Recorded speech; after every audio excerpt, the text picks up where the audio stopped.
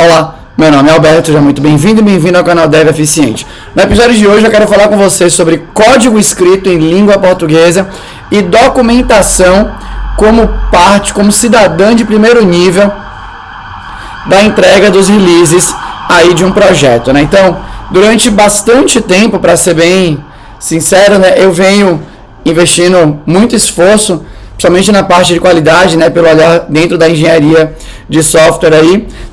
Testei, escrevi muito código, né, refatorei código de projeto open source, escrevi projeto do zero, né, para treinar, ajudei equipes, principalmente nesse último ano e meio, né, dentro da ZUP, né, toquei, ainda toco o Dev Eficiente e tudo mais. E agora eu estou no momento, dentro da ZUP, que é a empresa que eu trabalho atualmente, de construir um projeto do zero. Ali, né? Vai ser um projeto para nos auxiliar nos desafios que nós temos internamente relacionados aos nossos processos de treinamento e tudo mais. E aí eu pensei, né? Poxa, já que agora tem projeto novo, chegou a hora, né? E eu sou o principal responsável ali, chegou a hora de tocar, né, de colocar várias dessas coisas também no projeto do zero, né, e ver como a coisa vai andar. E aí eu já quero contar para vocês sobre algumas impressões que estão acontecendo, né? Acho que a primeira, talvez a mais polêmica, seja escrever o código em português. Eu fiz um tweet sobre isso lá no meu Twitter, né? E foi legal, porque teve uma galera que falou, poxa, eu queria muito fazer desse jeito, né? Já peguei código em inglês que eu olhava e falava assim, não é possível isso aqui, o que aconteceu, né? Como é que essa palavra apareceu? E aí tiveram vários relatos, né? Gente, obviamente, criticando, gente falando que, poxa, aquilo acho que vai ser muito legal. Gente um pouco mais radical, né? Não, acho que se vai ser português, tem que ser tudo em português. Se vai ser inglês, tem que ser tudo em inglês. E eu quero contar um pouco como é que tá, né? Então, o meu primeiro approach ali, né, junto com a galera que está no projeto, ia ser o seguinte: ia ser todos os nomes em português e o que era padrão fica em inglês, porque meio que a pessoa não traduz, né? Tipo assim, você não traduz pensando na linguagem Java. Você não traduz um get, um set. É uma palavra existe uma convenção dentro da linguagem, e o meu chute, vocês vão chegar mais, é quando você pega essas palavras que já estão padronizadas dentro do seu ecossistema, é que elas não exigem muita carga da sua cabeça, né? Então, por exemplo, você vê uma classe que termina com factory, é uma fábrica, e você não precisa traduzir factory para algo, para qualquer coisa. Você vê uma classe que termina, sei lá, com strategy, você sabe que ela implementa ali aquele pattern. Uma classe que termina com visitor, implementa o outro pattern. A classe que termina com builder, implementa o outro pattern. Uma classe que termina com controller, implementa o outro pattern. Isso é padrão do dia a dia codando, né? A galera, o mundo já convencionou. E obviamente, né, aqui é um chute, né, uma crença. Eu não parei para investigar o quanto que pesa no juízo da pessoa, mas a minha crença é que essa nomenclatura pesa pouco. A minha crença que pesa imagina que eu estou fazendo, a galera até colocou, né, lá no Twitter, estou lá fazendo um sistema e vai ter um boleto bancário, e aí eu quero emitir um boleto, e aí, como é que é o nome desse método em inglês? Sabe, eu nem sei, a verdade é essa, né? Pelo Hotmart tem um negócio de Sleep Payment, Sleep alguma coisa. Eu também tive uma experiência no passado codando um sistema de bolão pra gente usar no Campeonato Brasileiro, Copa do Mundo e tal, né, entre amigos. Eu quis fazer tudo em inglês. Deus amado, saiu cada palavra que eu olhava para aquilo, eu falava, e eu tinha dificuldade em escrever as palavras, e de vez em quando eu tinha que meter no Translate ali, né, para saber como é que era a palavra escrita. Eu metia no Google a palavra para ele já me dar a correção, tudo mais. Eu também acompanhei, né, aí, muito por observação, vários projetos que tentaram colocar a base de código inteira em inglês, mesmo sabendo que aquela equipe não ia ser uma equipe global, né, aquele projeto não ia ser um projeto global ou algo do gênero, tá bom? Então, dado que o meu contexto é um projeto que vai ser implementado por pessoas que falam a língua portuguesa e ele vai residir no Brasil, ele o projeto, né? E tudo mais. Por bastante tempo, o approach inicial era esse, né? Escreve em português tudo que a gente fala e o que é padrão fica em inglês e parecia uma boa ideia. Só que logo no início do projeto, ali do projeto, a gente tem algumas inspirações que vêm de livros escritos em inglês. E nesses livros escritos em inglês, existem expressões escritas em inglês. E aí a primeira ideia foi pegar essas expressões escritas em inglês, né? E traduzir para português. E aí a gente... E aí tem essas palavras, eu fiz uma pausa aqui, né? Porque eu fui falar com meu filho, queria subir uma escada perigosa aqui. E aí eu dei pausa e voltei aqui agora o vídeo. E aí tem essas palavras em inglês. E quando a gente começou a traduzir, a gente começou a perceber, né, que a gente tinha que traduzir e explicar a origem da palavra e o que era. E aí já quebra um pouco dessa fluidez. Sabe o que é? Eu quero usar a palavra do jeito que vem na minha mente. Eu não quero ter que traduzir nada. Eu quero cortar do meu juízo e do juízo das pessoas que vão trabalhar ali, traduções. E aí, o rapaz que tá no projeto junto comigo, né, chama Lucas Félix, né, meu colega de trabalho, ele falou, velho, por que a gente não mantém as palavras que são em inglês? E aí a gente passou por aquele momento assim, mas calma aí então, né, já era polêmico antes, porque ia ter algo assim, né, find by, endereço, né, ia ter o seu is, último endereço ativo, isso já rolava sentimentos divergentes entre as pessoas. Mas agora deu uma leve piorada, né? Que pode ter um método mais ou menos assim. Recupera última, sei lá, uma expressão que a gente usa é task class. Então, recupera a última task class. Então você começa agora a misturar. Você pega uma palavra em inglês e a parte da frase vai ser em português mesmo, né? Que era o que a gente tinha combinado. E a gente começou a testar isso. E por enquanto, a gente achou um fluxo ali, né? Que parece que está indo bem. As palavras que vêm do inglês ficam em inglês, porque a gente não quer traduzir, tudo mais. E as palavras que a gente fala, né? No nosso domínio aqui, a gente mantém em português. Então, isso aparentemente está indo bem, né? Aqui a gente está na fase early ali, né? Está ali na fase bem inicial. O que eu tô falando de expressões em inglês, né? Jesus amado. A gente está na fase bem inicial do projeto e eu considero que tem indo bem. Uma coisa que também foi legal a gente poderia colocar, né, isso em discussão, sabe? Junta todo mundo, né, para fazer um fórum e tal. Mas na verdade era uma coisa que eu queria testar muito. Então eu dei uma empurradinha, né, para a parada explicando a motivação e tal. E mesmo que as pessoas tenham ressalvas, a explicação fez sentido e a gente está experimentando. A gente combinou que vai passar as primeiras sprints do projeto usando isso, e se a gente perceber que está indo, tudo está degringolando, está gerando mais trabalho do que a gente imaginou, a gente vai desencanar. Outra coisa que também a gente vai fazer, né, ainda tem a ver com escrever em português e tal. Na linguagem Java tem um framework de testes que chama JUnit. E no JUnit, a partir do JUnit 5, se eu não me engano, você consegue usar um metadado para descrever com uma frase, né, com espaços e tudo mais, o que aquele método que vai executar o teste automatizado vai fazer. E a gente também já fez um combinado que acabou de chegar no método e botar assim: deve verificar que não sei o que, blá, blá, blá, blá, blá, blá. A ideia, o primeiro método é teste 1, aí tem no Java tem ali a annotation, né, mas cada linguagem chama isso de uma maneira diferente. Então no TypeScript, se eu não me engano, é decorator, no Python também é decorator, no C# é atributo, por aí vai. Tem ali uma annotation que chama display name, se eu não me engano, e a gente escreve a frase em português. E isso também tem sido bem de boa. Esse eu já praticava há bastante tempo, tem sido bem de boa, né? Tudo que a gente está testando, eu já treinei e já refleti bastante antes de trazer para cá. Tem sido bem legal.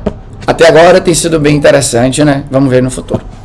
Outra coisa que tem sido bem massa, né? A gente tá apostando bastante em usar o CDD como linha de design para controlar a complexidade das unidades de código. Considerando aqui que a unidade de código é um arquivo com o código que está lá dentro, né? Independente de quantas classes existirem lá dentro. E até agora tem sido, né, tem servido o CDD tem servido exatamente ao propósito que ele existe, que é controlar a complexidade. E a gente tem criado uma sistematização na hora de escrever as funcionalidades. Por quê? Porque primeiro eu foco, primeiro a gente foca em fazer a funcionalidade, em fazer o nosso código do jeito que a gente entende que é o melhor jeito ali. E a gente não liga muito para ir dividindo esse código, tirando as divisões que são obrigatórias, né? Se eu estou usando o Spring MVC, eu tenho que fazer um controller. E se eu vou querer pegar um dado e gravar no banco de dados, eu estou usando um ORM, tomei essa decisão, quer dizer que eu vou ter uma classe que vai ser anotada, que vai ter um metadado explicando que aquela classe vai ter uma tabela, né, que a gente vai poder pegar os objetos e transformar para um registro lá no banco de dados. Então, a gente paga os pedágios obrigatórios, mas tirando isso, a gente tem feito qual approach? Vai escrevendo o código, acaba de fazer, né, o fluxo da funcionalidade, tá de boa, olha para a métrica que a gente derivou do CDD, olha para o limite e fala, beleza, agora vamos organizar o código pelo olhar do CDD. E tem sido interessante, porque a gente conta os pontos e divide. E aí a gente está simplesmente o quê? Controlando a complexidade, né, em relação à métrica que foi estabelecida por dentro da equipe em cada unidade de código. E a gente também já tem aí, né, de novo, coisas que são legais, que isso já era esperado do CDD, né, já acontecia antes. De vez em quando você tem uma classe, né, tem uma unidade de código que tem uma classe ali, por exemplo, que passa do limite de pontos estabelecido. Mas você olha para aquilo e você julga que tá tudo bem, porque aquele código pertence àquele lugar. Pertence àquele lugar. Você fala assim, não estou achando um outro jeito, um outro nome, um outro qualquer coisa para colocar. E aí a gente está sendo, né, bem xiita nesse momento, que passou do limite, traz para igual ou menor do que o limite. Sempre. Para a gente tirar justamente esse viés de uma hora você vai julgar de um jeito, mas o seu julgamento obviamente vai ser diferente do julgamento da outra pessoa. Aqui a gente olha o limite e só o que é que entra no julgamento, como que a pessoa vai dividir aquela unidade de código, né? Então isso entra, e já aconteceu, né, da gente dividir e ter nomes interessantes, legal. Mais uma vez teve um código que eu peguei para dividir e que eu não achei nomes interessantes. E simplesmente eu chamei de parte 1 da classe X, parte 2 da classe X, parte 3 da classe X, parte 4. E a gente criou uma annotationzinha ali, né, um metadado inspirado, obviamente, eu também já gravei um vídeo sobre isso no canal, né, uma exploração anterior. Inspirado lá no C#, que tem o conceito de partial classes, a gente criou uma annotationzinha que chama partial class, para deixar explícito que determinada classe, ela simplesmente é uma parte da outra classe. No futuro, dá pra gente, se parecer fazer sentido, investir em fazer com que a IDE suporte a ideia de partial class, por mais que a linguagem não suporte. Então, por exemplo, se eu tenho uma partial class, quer dizer que aquela classe só deveria ser utilizada a partir da classe raiz. E a gente pode ter plugin para a IDE que verifica se aquela classe foi utilizada em outro canto, simplesmente vai dar problema, tudo mais. Então isso tem sido massa, e com o CDD no projeto e olhando para longo prazo, eu espero, aqui, né, é uma grande aposta, porque assim, eu vou dizer que eu espero ir contra ali, né, e contra o que a gente chama aí da lei da evolução do software, que foi cunhada aí por Lehman and Blade, ou algo do gênero. Para ser bem sério, assim, eu não tenho conhecimento, eu já falei sobre isso até internamente na ZUP, né, com pessoas que eu conheço, eu não sei como se formula uma lei. Quando que você chega em determinado ponto da história e fala assim, isso é uma lei. Confesso que a única lei que fica muito clara na minha mente, por exemplo, sei lá, é a lei da gravidade. Tem gravidade, e pode puxar para baixo e acabou. Beleza? Pelo menos, sei lá, eu acho que é uma lei aí, né? E aí tem essas leis de software, né? Então, Common Law, por exemplo, né? Que o seu time, que o seu software se organiza parecido com o seu time, ou faz a manobra lá, né? Para o seu time se organizar em função de como você quer que seu software se organize, ou algo do gênero. Mas eu não sei como virou uma lei, sabe? Confesso para você que acho que a ignorância é minha. Mas é uma lei bem referenciada, essa da lei da evolução do software, né? Que o software vai incrementando de complexidade com o passar do tempo. E por mais que eu acredite que isso eu não vou conseguir vencer, obviamente, né? Porque se o software vai aumentando, naturalmente vai tendo mais unidades de código, né, para implementar as novas funcionalidades ou evoluções, alterações, bugs, coisas do gênero. E o software vai ficando maior e seria, acho que, meio ilógico falar, obviamente, que um troço que é maior, com mais linhas de código, algo do gênero, tá mais fácil de ser entendido, né? Ou seja, tá mais, talvez aí mais simples ou algo do gênero. Isso não. Mas por outro lado, as unidades de código eu quero controlar a complexidade. Porque é isso que os estudos que a gente tem feito e outros estudos que já existem, obviamente, né, demonstram que as unidades de código vão crescendo em complexidade sempre que elas vão sendo alteradas. E eu quero controlar isso.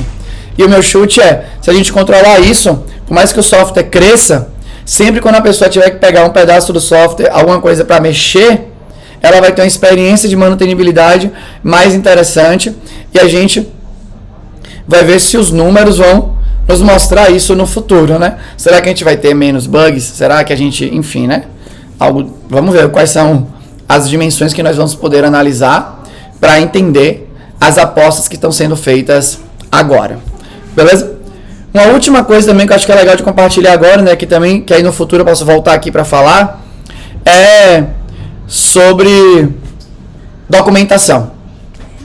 Então, Parnas, que é um cara que é muito influente, né, na engenharia de software e tudo mais, ele acreditava que, acho que ele está vivo, né, então ele acredita que acho que a chave para o seu software envelhecer com mais saúde é apostar em uma documentação excelente. Então, a ideia dele é que documentação seja cidadã de primeiro nível.